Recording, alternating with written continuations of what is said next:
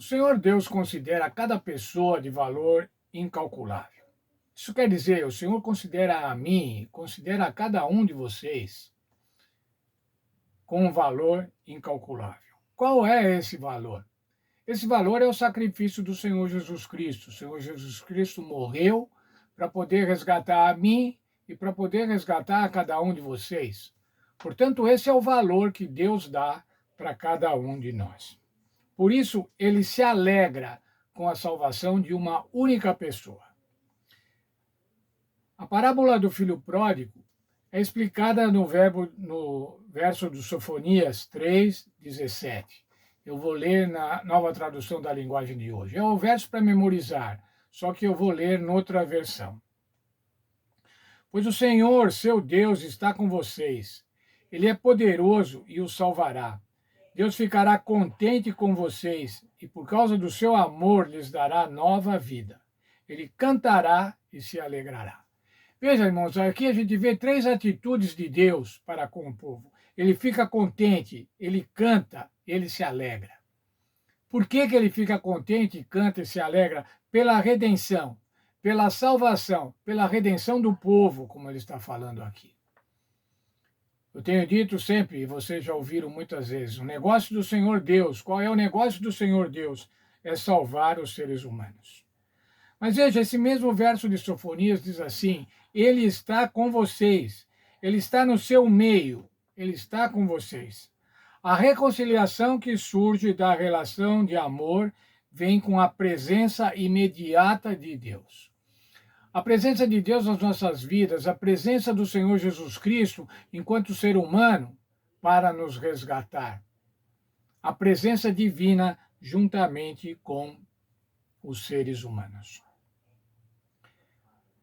Essa relação de união entre Deus e o Pai e o seu povo também é representada na Bíblia como a relação matrimonial.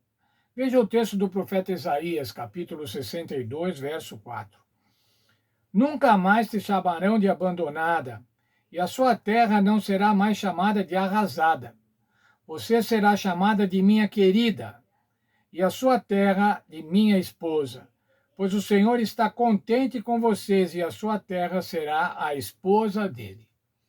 Veja aqui, o profeta está usando a figura do casamento, do matrimônio. A esposa deve ser a alegria, como diz aqui, minha querida. Outra versão diz ainda de uma maneira mais íntima, ainda mais amorosa, a minha delícia. Outro texto na Bíblia, o profeta se referindo à sua esposa, diz assim, a delícia dos meus olhos. Assim como nós temos prazer na esposa, temos prazer em ver a esposa, e eu devo dizer também agora a esposa em ver o marido, assim é a alegria que o Senhor sente ao ver o seu povo, ao ver aqueles que são salvos através do Senhor Jesus Cristo.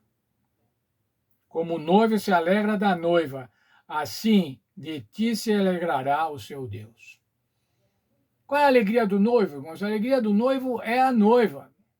Vamos pensar numa festa de casamento. Está acontecendo uma série de coisas, tem comidas, tem bebidas, tem muita gente conversando, mas para quem que o noivo está olhando? O noivo está olhando para a noiva. E a noiva com quem se alegra com o noivo. O apóstolo Paulo fala aos Efésios, no capítulo 5, nos versos 25 a 29, sobre como deve ser essa relação conjugal, como deve ser essa relação matrimonial. Vamos ver. Amigos, amai vossa mulher, como também Cristo amou a igreja e a si mesmo se entregou a ela. Maridos, amai a vossa mulher. Que maneira? Como Cristo amou a igreja. E como é que Cristo amou a igreja? Como é que Cristo amou os seres humanos? Se entregou por ela, para que a santificasse, tendo purificado pelo meio da lavagem de água pela palavra, para apresentar a si mesmo igreja gloriosa, sem mácula, nem ruga, nem coisa semelhante, porém santa e sem defeito.